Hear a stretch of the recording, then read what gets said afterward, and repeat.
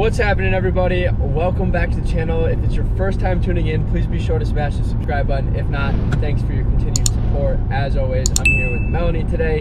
We are in my 2017 Jaguar XF. It is just about 6 months that I've owned this car, and I've driven about almost 5,000 miles on it since I purchased the car.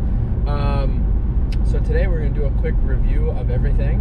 I will be giving you guys a heads up right now. General consensus is I like this car, but there will be parts that I rip this thing apart. So don't take it necessarily completely negative, even though it may sound negative coming out. So stay tuned.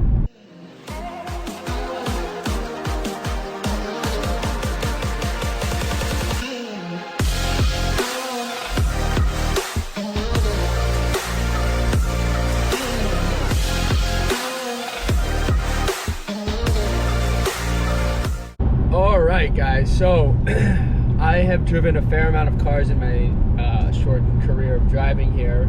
About 12 years of driving, right? 13 years of driving. I've driven quite a few cars, between sports cars, luxury cars, etc. So I have a good feel overall of what I like when I buy a car. And this car was a purchase that nailed almost all of the bullets that I like, right? Now, let's just go and explain the things that I do like. In this car, right now, as it sits, I do enjoy the infotainment system. It has its glitches in the wintertime, in the cold. Sometimes it gets, it freezes up, it restarts, and then it's fine, right? Like, it doesn't do it every day, it doesn't do it every time, it does it once in a while. It just has like a little hiccup, it freezes, it resets, and then it's fine. So that's one thing there. But in turn, overall, the infotainment system is easy to navigate, super simple to use, it's functional, and of course, it's got everything a modern car should have, maybe except for like Apple CarPlay or Android Auto, which in my opinion, I'm not too upset about because I just, use my phone or whatever the case may be, but it's got the Bluetooth and a good navigation system in there, which I've used before, and does everything else a modern car should give you on an infotainment system. That being said, we'll go into the ride feel. I think one of the major points of this car that sold me was the engine. This car is equipped with the 3.0 liter V6 engine, and it is equipped with a supercharger on top. I think it might be an inline 6. I'm just trying to think what the engine looks like. Pretty sure it's a V6 with a supercharger on it. So it's producing with the open air intake that I put, which by the way I really love the sound of the supercharger. It's just a car thing, and it's nice in this car. I'll give you an example of it right now. I don't know if you can hear it, but when I'm on the highway doing a high rate of speed, it sounds nice and subtle in the car. And then of course around town, if you're getting on it, like it's loud, right? And it's there. But if you're chilling and cruising, you don't really hear it that much, which is nice if you have passengers in the car. It's not like in your face audio of the supercharger, so it's perfect. So that being said, the engine has about 340 stock, and with that probably another 10 or 15 horsepower it gains from being able to breathe more. So the car's got some power. It's got an 8-speed transmission, which by the way is extremely smooth, super responsive. I enjoy the paddle shifts, which I use every once in a while, and everything is just perfect. The car is a good cruising car. It runs good on the highway. It's smooth. It's phenomenal in the winter, in the snowstorms. We've driven it in plenty of snow this winter, and it handles the road like a charm. It really feels like a proper luxury sedan. It feels really solid and planted, and there's no complaints on that part. The steering feels good. It's responsive. It doesn't do anything funky that it shouldn't do. And the buttons, everything's just perfect in that sense. Now, there's a couple things that I don't like about this car, and Melanie is like the first to rub it in the face, because I'm always a seat guy. Like, I love seats. I love the comfort of seats. If you guys are new to the channel, you guys can check out some of my previous videos. I'm into Swedish power. I love the Swedish engineering. The seats are probably, some of them, like Volvo for instance, they used to be at least some of the most comfortable seats in the automotive industry, right? And to get a comfortable seat in the auto industry today, you need to spend a lot of money on that, right? It's a super high-end luxury car, and you're paying for it. And in Volvo, at least, it gives a value add, right? Like you buy a value add Volvo, you know, it destroys the seats that are in a BMW in certain cases, right? Like I'm not gonna get on a tangent here, but like the 5 Series has a comfortable seat, but you're paying for the 5 Series, right? For that comfortable seat. So it's just a generalization across the board. If you want a comfortable seat, you gotta pay for it. And this car, brand new, MSRP is at $65,000, which is a lot of money for a luxury car. It's a luxury brand. And the seats absolutely freaking suck. Like, this seat is terrible. Like, what was Jaguar thinking, putting this seat in such a nice car, or even asking the premium that they ask for their cars? Like, what are they doing? So my convertible is more comfortable. Right. So like they nail everything else, right? But the seats freaking suck. Like, I wish I could use every curse word in the book about how stupid it was to put it feels like a bench seat in this car, and you're rolling around a nice car. Like, overall, it's a good looking car outside. The front grille is extremely mean looking. It's aggressive.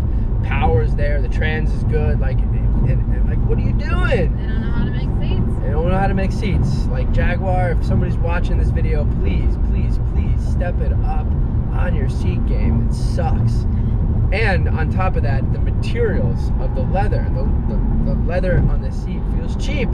It feels like plastic. All right? I mean, the steering wheel feels good. It's got a nice leather stitched steering wheel, and it's nice. You can grip around it, and you got a little heated steering wheel action in the winter. That's perfect. Like, but the seats, the leather is crap. Like, just straight up crap. The seat warmers are good though. Yeah, the seat warmers are good. They're very hot. And the heat's good because we're coming from, like, you know, old school Saab heat or whatever. Like, pretty solid, right? So, like, gosh, the seats suck, the material sucks, the door cards are pretty decent. I mean, they could probably up the game a little bit on the leather material on the seats. You know, it's like another one of those things where the leather carries over. But in terms of aesthetic, it's aesthetically pleasing, right? You're looking around the car, everything looks nice. But when you start to touch it, you're like, what the freak were they thinking, putting that in a car and charging you $65,000 MSRP for it? I mean, obviously, you know, buying these things used is probably the best way to buy it because it's highly depreciated and you're not paying out the butt for a luxury sedan, which is what I did.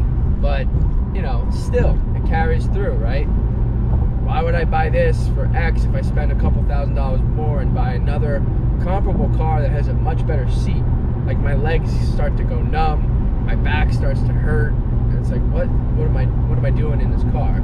So if anybody has any suggestions on that, maybe there's an aftermarket seat we can install in this car, I'd be thrilled to look into it, because I don't think I'm getting rid of the car anytime specifically soon, unless it really becomes a nuisance. But I think it's good enough to tolerate. But overall, I'm getting around. I drive a lot of different cars, right? So, like, every once in a while you get back in this and you're like, God, this seat sucks. And it sucks because everything else is freaking perfect, right? I love everything else. Well, What? also the trunk. What about it? That you have to, like, open it yourself and close it yourself. Oh yeah, that's another thing, right? Yeah, there's no automatic open or automatic close on a $65,000 Jaguar. Like, what are you doing, Jaguar? Come on, Jag. This stuff's been around for 10 years. I mean, geez. So, anyways, you know, we're ripping apart the car a little bit in some certain areas, but yeah, overall, the car's been good. You know, we're driving it, we're cruising, and road noise is pretty decent in the car. I mean, it's not all that bad, is it? No, it's smooth. It's smooth, it's fast, and it's nice looking. The car's a really nice looking car. So this is just a 6-month ownership review and some initial thoughts now over the last couple months since you got to spend some time with the car. You know, when you first get it, everything is always amazing. You don't really think about anything, but then as time sets in and it's no longer like that new shiny object, you start to nitpick things here and there, and you know, that's some of the thoughts on this. Oh, guys, it was really me. Yeah, Melanie really digs it in. The first time I stepped foot in this car, I was like, thinking, like Kyle? The seat was just like stiff. Yeah. Like, why'd you buy this? It didn't grab me. Yeah, but everything else did. Yeah. And you enjoyed It's driving. fast, yeah. Yeah, it's really fast. So there's that supercharger. I mean, that doesn't get old. Oh, that's the other thing. The brakes. The brakes are good on this car, right? Very touchy. But they can be touchy if you're not used to it, right? Especially if you're driving a bunch of different cars in a fleet like I am. You know, the Subs, the Volvos. The Subs, you gotta put the brakes Mercedes. almost to the floor. Yeah, like get into a Mercedes or a BMW, like the brakes are calm. You know, you touch the brake, it's not gonna jerk. You know, like it's not gonna do that to you, right? But in this car, you touch the brake and you're like, you know, your eyes are popping out of your skull. But on the flip coin, if you know how to manage it, it's not that bad, right? If you're paying attention and focusing, not on the road, I'm saying, I'm just talking about pressure on the brake, it's fine, it really is. But again, like if I'm hitting a stop sign and, you know, I'm lagging on the delay or whatever, a delayed lag, that guy almost hit me, that truck, you saw that? Yeah. But like if I'm a little late to the brake and I have to hit it, like you're like too much. But it's fine. It's fine. The inputs are okay overall. Anything else? Oh, the shift knob. A lot of people talk about the shift knob. I enjoy the shift knob. Sometimes it can be a little quirky if you're like hitting neutral and going in and out of gear, but it's, you know, it's like anything else. Put your foot on the brake and it will allow you to engage the gear. So I like it. Overall, that's fine too. Do I wish I had a Tiptronic in this car? No, not in this car. This car I'm good with just sitting and cruising. It's not like a sports car. You know, if it was a smaller sports sedan, maybe I'd be more intrigued to like want to rip a Tiptronic or just a manual, but that's not what this car's for. So, you know, it's cool. And I love the sunroof design. The sunroof opens up over the roof and it kind of hangs over the rear windshield, which I like. I think it's a really sexy design. When it's open, like, you know, you got the front screen, which looks aggressive, and then when you go to the back, it looks like kind of like a coupe a little bit. So it's kind of a cool design. And that's it. The ride feels good. Oh, the setting, the drive settings. You have dynamic, you have normal, you have eco mode, and snow setting. And a lot of times people think those things are gimmicks, but in this car, it really does change the way the car feels on the inputs, right? If I go into dynamic, it shifts it up in RPM. It shifts up the RPM. It's a little bit more sensitive on the gas. Eco mode is exactly what it sounds like, which I never use. And then in the snow setting, in the wintertime, the winter mode, you know, the car really like completely reduces all the torque on the engine and allows you to really stay planted in the snowstorm. So these functions totally all work as they should, and really happy with that. No gimmicks. So that's a 6-month ownership review. I have yet to do any maintenance to the car, so if you guys are wondering about the Jaguar reliability, knock on some wood, we've yet to have anything go wrong with the car. I haven't even done an oil change yet. I still have another couple thousand miles left to do on that. I think there's 6,500 mile oil change ranges, which I think is appropriate for a synthetic oil change. I don't know, some of these newer cars do like 10 or 15,000, which I think is a little excessive, but in this case, we have a few more thousand to go. So in terms of maintenance, I don't have any report for you yet. Maybe another 6 months after a year of ownership, we can have another review, but that would be it for now, guys. So I hope you enjoyed this quick upload. Please like, share, and subscribe, and I will see you guys next video. Before I actually end this off, the cop radar just went off, and the first like 2 weeks or 3 weeks of having the car, I kept getting Easy Pass tickets in the mail. Like I wasn't paying my Easy Pass, and I had an Easy Pass in the car.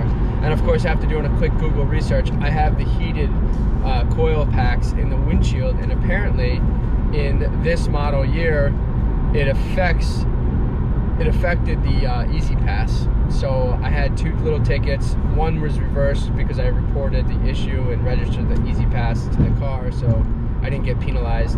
And I had to get an exterior license plate Easy Pass mount. So if you guys are gonna buy this car and it's a 2017 model year Jaguar, I think it's all of the Jaguars of that year, be sure to know that you need a front mount Easy Pass.